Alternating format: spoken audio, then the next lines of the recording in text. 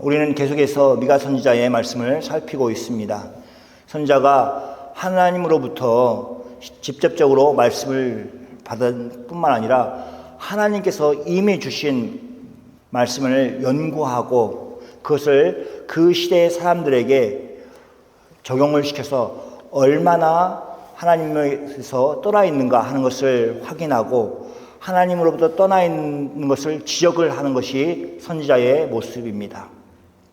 하나님께 돌아오라고 촉구하는 일도 하였습니다. 선지자가 가진 이러한 특징 때문에 우리는 매번 이스라엘의 죄를 지적하는 내용을 볼 것입니다. 그러나 우리가 연약하기 때문에 죄를 지적하는 것만 전해서는 안 되고 끝나서는 안 되고 선지자가 전해주는 소망의 말씀들을 전하고 확인하고 그 말씀을 붙들고 살아가기 위해서 용기를 얻는 시간이 되어야 할 것입니다. 하나님께서 미가 선지자를 통해서 하시고자 하시는 일은 단순히 이스라엘의 죄를 지적하는 것에 머무는 것이 아니었습니다. 경고하는 것만을 목적으로 선지자를 이스라엘에게 보낸 것이 아닙니다.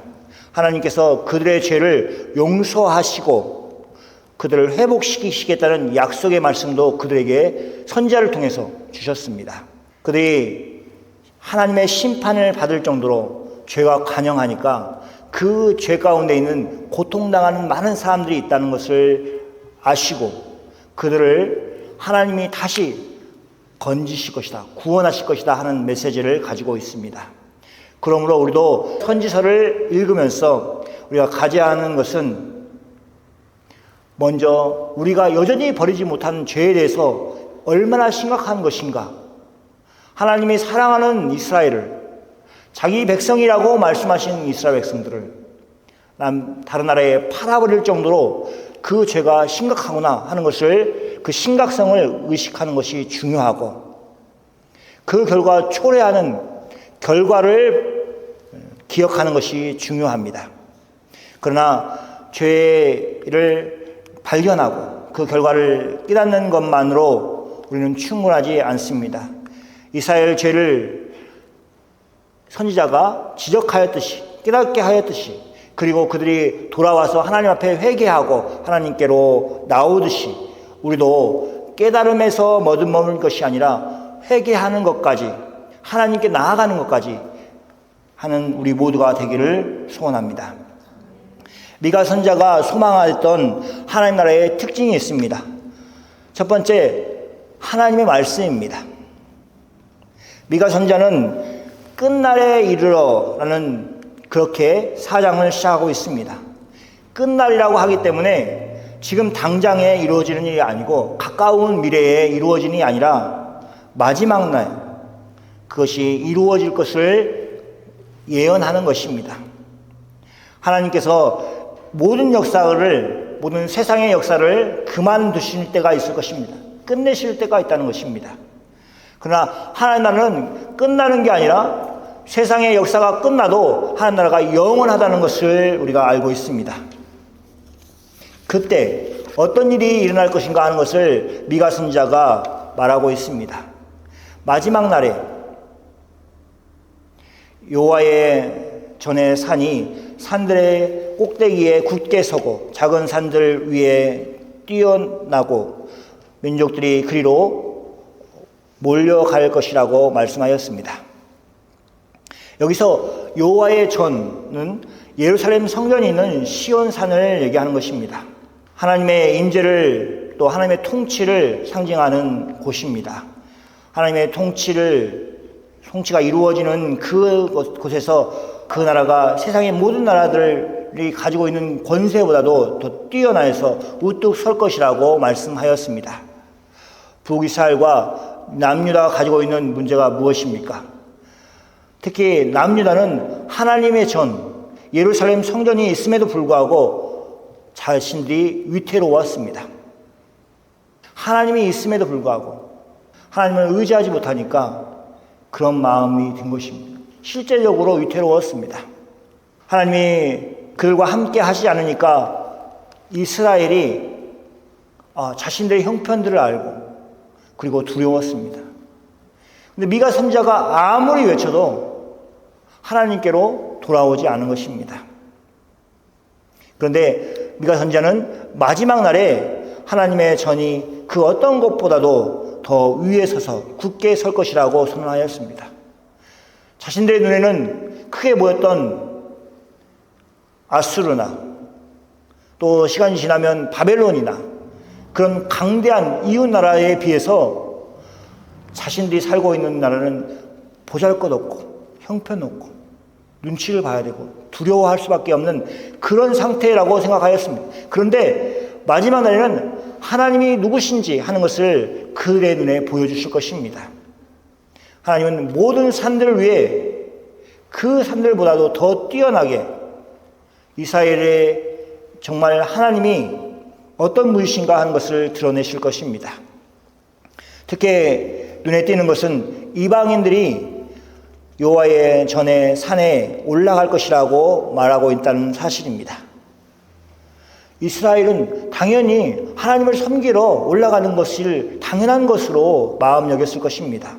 그런데 유대인들이 무시하는, 이스라엘 사람들이 무시하는, 저들은 하나님도 알지 못해 이렇게 내려오는 그들이 여호와의 산에 올라가는 것입니다.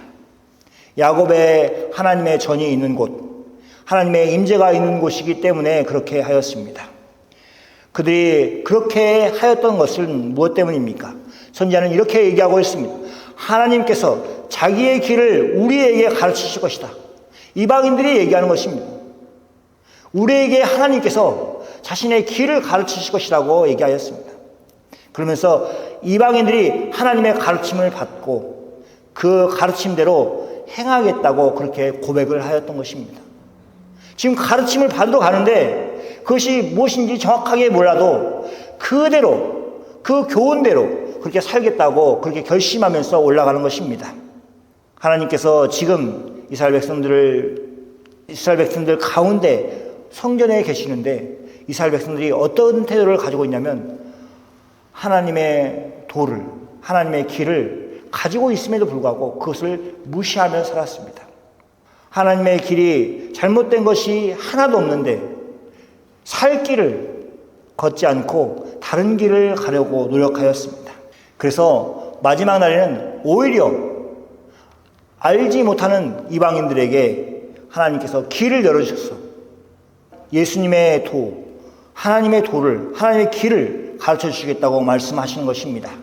이방인들이 그 말씀대로 살겠다고 결단을 하는 내용이 미가 선지자가 예언하는 것입니다. 이 선지자의 예언은 이스라엘의 현실과는 너무도 다른 모습을 보여주고 있습니다. 이스라엘은 하나님의 말씀을 알고 있습니다. 그런데 그것을 무시하고 자기 생각대로 행하였습니다. 그 내용을 모르는 게 아닙니다. 저는 성경을 읽으면서 깜짝깜짝 놀랄 때가 있습니다. 아니, 신약 성경을 읽으면서 유대인들이 그렇게 잘한다고? 그냥 일반적인 사람들도 바리새인이 아닌데도 그 내용을 정확하게 압니다. 그러니까 구약을 살고 있는 모든 사람들은 다 하나님의 가르침을 알고 하나님의 말씀을 알고 있다는 것입니다. 그런데 문제는 말씀을 알고 모르고의 문제가 아니라 말씀을 알아도 자기 생각대로 행하기 때문에 문제입니다. 그래서 그들의 미래는 어둡습니다. 미가 선지자가 말합니다. 마지막 날에는 이스라엘이 회개하고 돌이키는 것이 아니라 그뿐만 아니라 이방인까지라도 하나님의 말씀을 배우고 그렇게 배우려고 예루살렘으로 몰려들 것이라고 말하고 있습니다. 그렇기에 믿음을 가진 사람들은 이 말씀을 들으면서 그날이 속히 오기를 기도하고 소망하였을 것입니다. 하나님 나라의 중심에 서 있는 것은 무엇입니까? 바로 하나님의 율법, 즉 하나님의 말씀입니다. 하나님의 통치가 이루어지는 곳의 중심에는 언제나 하나님이 말씀하셨습니다. 하나님의 말씀입니다. 하나님은 모든 사람들이 그분의 말씀을 듣고 따르기를 바라셨습니다. 하나님은 세상의 왕처럼 칼과 채찍으로 통치하시는 분이 아니라 세상은 강력한 신인 왕이 나타나서 무력으로, 그래서 합법적인 폭력이 있지 않습니까? 국가가 허락하는, 경찰이 말을 듣지 않는 때는 수갑을 채우고, 그리고 이게 때리기도 하고 구금하기도 하고, 그 합법적인 폭력입니다. 그런 방법으로 나라를 다스리는 것입니다. 근데 하나님은 자기 말씀으로 자기 백성을 인도하고 다스리실 것입니다. 하나님의 말씀이 우리가 알 수 없는 신비스러운 것이 아닙니다. 몇 사람이 기도를 많이 해서 알고 있는 것이 아닙니다. 이미 우리의 손에 있는 성경이 곧 하나님의 말씀입니다. 그러므로 우리는 하나님의 통치를 받고자 한다면, 그렇게 결단한다면 통치를 지금부터 받을 수 있는 것입니다. 왜냐하면 하나님의 말씀이 있기 때문에 그렇습니다. 그리고 그 말씀에 우리는 순종하면 되는 것입니다. 그러면 하나님의 통치를 받는 것입니다. 우리는 말씀을 배우고 그 말씀대로 행하는 여러분들이 다 되시기를 소망합니다. 두 번째는 하나님 나라의 특징은 평화와 정의입니다. 미가 선지자가 활동하였던 시대는 평화가 없었습니다. 정의롭지도 않았습니다. 이스라엘은 공정하지 못하였습니다. 정의가 없었습니다. 그런데 미가 선지자는 끝날에 이루어지는 하나님의 나라에 대해서 이렇게 얘기하고 있습니다. 하나님이 친히 통치하시는 나라, 그 나라는 칼과 창이 없어지고 보습과 낫이 그 자리를 대신할 것이라고 말하고 있습니다. 칼과 창은 무엇입니까? 전쟁을 대표하는 것입니다. 아마 지금으로 얘기하면 총과 칼, 이렇게 얘기할 것입니다. 총칼로 사람들을 억압하는 게 아니라 평화의 시대가 열려서 보습과 낫을 사용해서 그것을 만드는 시대가 될 것이라고 얘기하고 있습니다. 전쟁의 도구를 버리고 평화의 시대에 사용되는 농기구를 만들 것이라고 그렇게 얘기하고 있습니다. 전쟁이 나면 짓던 농사도 버리고 도망을 다 갑니다.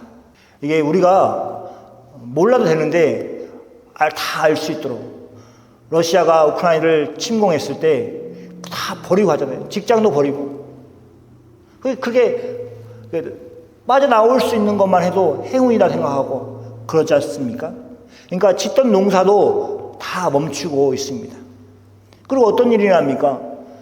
대적들과 싸우기 위해서 칼과 창을 들고 전쟁터로 나아갑니다. 버려진 논과 밭을 보면은 잡초가 무성합니다. 곡식이 나야 될 곳에 잡초가 무성해서 아무 곡식도 내지 않고 있는 것입니다. 그러니까 곡식을 내야 되는, 그래서 양식을 만들어야 되는 곳이 전쟁 때문에 그것을 하지 못하니까 기근이 생기는 것입니다.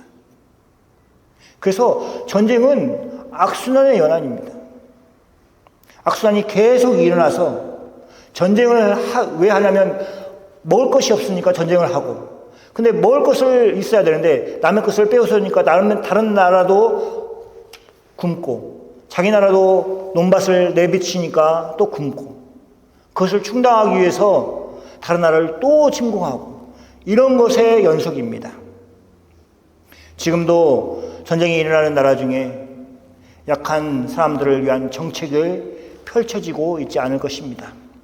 자세히는 모르지만 약자를 돌볼 세간이 어디 있겠습니까? 강한 자들을 뽑아가지고 군대로 보내야 되고 전쟁을 해야 되고, 그러니까 전쟁은 모든 것을 빼앗아 갑니다.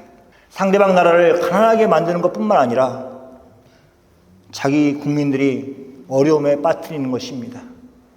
심지어 강대국이잖아요, 미국은. 근데 2차 세계대전 때 가장 부유한 나라라고 생각되는 미국에서도 전쟁을 위해서 세부치를 잘 쓰기를 못하고 그것을 걷어들였습니다.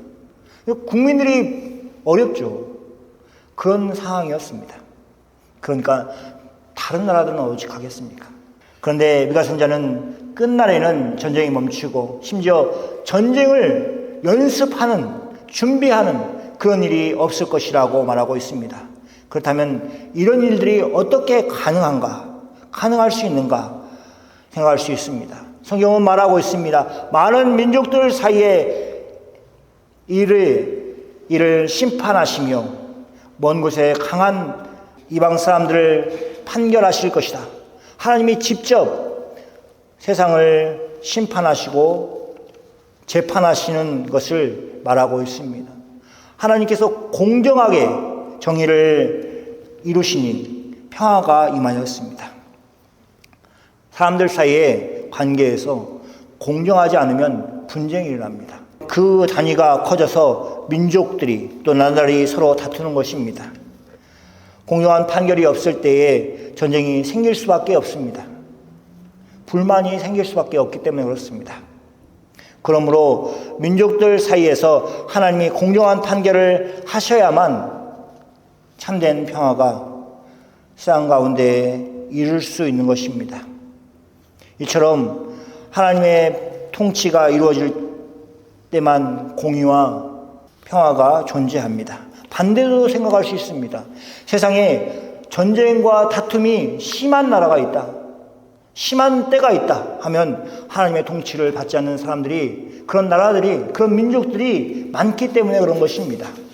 사람의 통치와 비교해서 어떻게 다른지 우리는 쉽게 발견할 수 있습니다. 미가서 3장 11절 말씀을 보면 이렇습니다. 제가 읽겠습니다. 그들의 우두머리는 뇌물을 위하여서 재판하고 그들의 재판장은 싹을 위하여서 교훈하며 그들의 선지자는 돈을 위하여 점을 치며 여호와를 의뢰하여 이르기를 여호와께서 우리 중에 계시지 아니하냐, 재앙이 우리에게 임하지 아니하리라. 이 세 그룹의 사람들이 한결같이 그 지도자가 아닙니까? 우두머리 또 제사장 선지자가 있습니다. 근데 그 사람들이 모두 돈을 위해서 그 일을 하는 것입니다. 죄를 짓는 것입니다. 성경에서 말하는 뇌물이나 싹은 모두 돈을 뜻하는 것이고, 선지자가 점을 치는 것도 돈 때문에 친다고 얘기를 하고 있습니다. 예수님이 비유를 하나 하십니다. 양에 대한 비유를 하시면서 세 그룹의 사람들이 나옵니다. 목자가 나오고, 그리고 그보다 못한 싹꾼이 나옵니다. 그리고 그보다 한참 못한 도적이 나옵니다. 그러니까 양을 위해서 누가 헌신하냐? 목자가 헌신한다는 것입니다. 그리고 양을 돌보기도 하고 하지만 자기의 이익을 위해서 돌보는 사람은 싹꾼이라고 얘기하는 것입니다. 그런데 또 한 그룹은 아예 양을 돌볼 생각 없이 자기의 이익만을 추구하는 사람, 도적이라고 얘기하고 있습니다. 이스라엘 지도자들은 하나님의 일을 하면서 하나님을 위해서 또 다른 사람들을 위해서 일하는 것이 아니었습니다. 자신의 이익을 위해서 행동하는 사람들이었습니다. 돈을 위해서 행동하는 사람들이었습니다. 그러니 그들의 통치가 정의가 있을 수가 없습니다. 그래서 성경은 돈을 사랑하면 일만하게 뿌리라고 그렇게 말하고 있습니다. 이처럼 하나님의 통치를 떠난 세상의 통치는 이익과 탐욕을 중심으로 이루어지고 있는 통치입니다. 그러나 미가 선지자는 하나님의 통치가 정의로운 통치가 될 것이라고 말하고 있습니다. 그래서 하나님의 통치를 받는 사람들은 평화로울 것이라고 얘기를 하고 있습니다. 죄악이 가득한 이스라엘 사회에서 정의롭지 못함으로 고통을 받는 사람들이 미가 선지자의 말씀을 들으면서 큰 위로와 소망을 가졌을 것입니다. 아, 하나님이 통치하신다면 정의로운 사회가 되는구나, 평화가 이루어지는구나. 그래서 다시 한번 하나님 나라를 소망하는 마음이 있었을 것입니다. 오늘날 이 시간에도 이 세대들에게도 마찬가지입니다.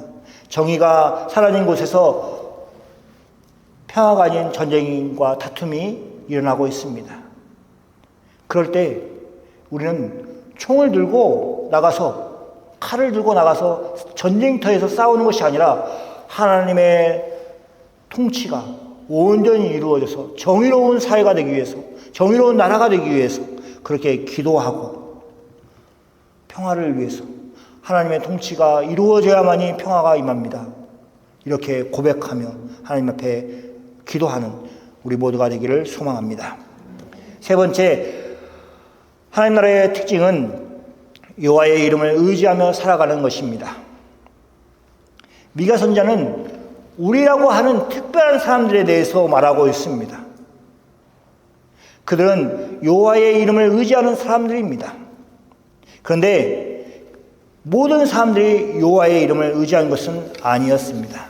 성경은 이렇게 얘기합니다. 만민이 각각 자기 신의 이름을 의지하여 행하되 오직 우리는 우리 하나님 여호와의 이름을 의지하여 영원히 행하리로다. 미가 선지자는 만민, 모든 사람들이, 대부분의 사람들이 각각 자기 신들의 이름을 의지하여 행동한다고 말하고 있습니다. 이스라엘도 예외가 아닙니다. 하나님을 의지하여서 행해야 되는 그 선택받은 민족이 그렇지 못했습니다. 우상을 섬겼습니다. 자기의 마음에 맞는, 자기의 요구를 들어줄 만한 그런 신을 결정하고 선택을 하여서 그 신을 섬긴 것입니다. 그래서 각각 자기 신을 의지하고 행하였습니다. 중요한 것은 그 다음의 내용입니다. 미가 선지자는 선언합니다.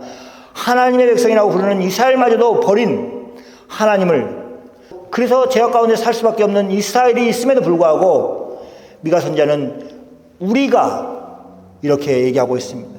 우리가 우리 하나님 여호와의 이름을 의지하며 영원히 행하리로다. 이 일은 끝날에 하나님의 백성들이 고백한 고백이 될 것입니다.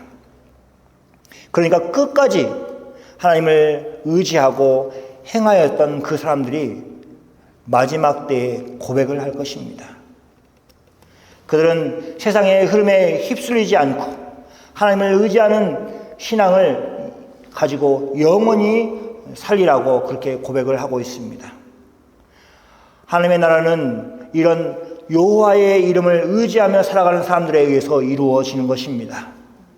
하나님의 나라가 세상의 권력자들에 의해서 세워지는 것이 아니라, 부유한 사람들에 의해서 세워지는 것이 아니라, 그런 기준이 아니라 하나님을 의지하고 그 하나님을 온전히 의지하면서 영원히 행할 그런 사람들에 의해서 세워지는 것입니다.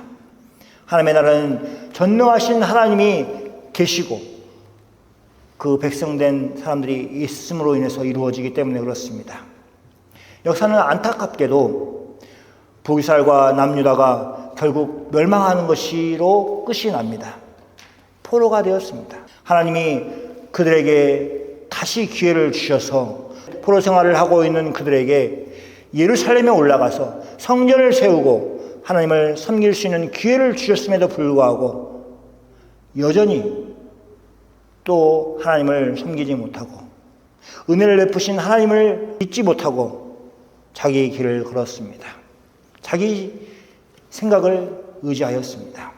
하나님은 역사를 알면 하나님은 참으로 은혜로우신 분이시구나라는 생각을 우리가 가질 수 있습니다. 우리 개인적인 생활뿐만 아니라 이스라엘 민족, 성경에 나와 있는 그것에서도 하나님께서 정말 하나님을 저버리고 떠나버린 그들을 다시 불러들이고 마치 자녀처럼, 아니 자녀도 못하는, 부모도 못할 일을 아버지 하나님께서 계속 하고 계셨던 것입니다.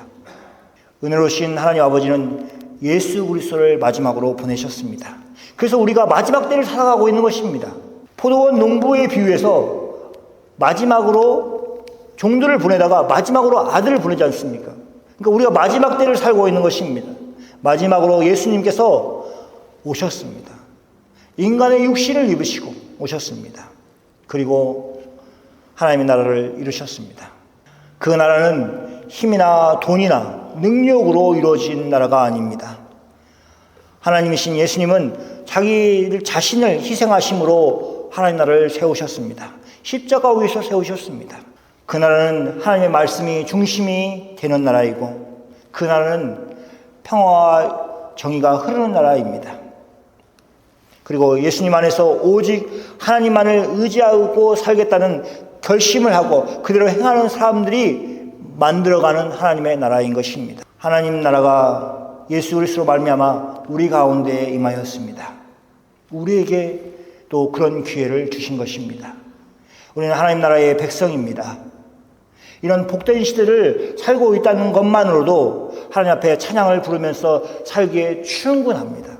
하나님 나라의 백성으로서 하나님을 의지하고 행하기로 또 그런 행하는 삶을 살기를 다짐하는 모든 성도들에게 복이 있기를 축원합니다. 아멘.